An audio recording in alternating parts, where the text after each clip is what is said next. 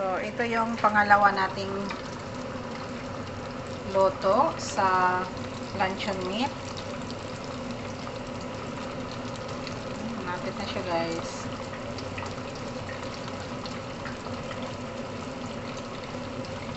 Yung iba, ginawa nilang sandwich to na hindi pa luto. Ganun ang style nila. Pero tayo kasi niluluto natin eh, no? Mahilig tayo sa mga luto eh. Hindi tayo mahilig sa hilaw. Ako, kumakain ako sa ano, yung kinilaw. Hilaw na isda, yun, masarap. Pero pag mga ganito, na hindi niluluto, parang hindi ko masyadong tayo. Gusto ko luto. Fried na fried siya.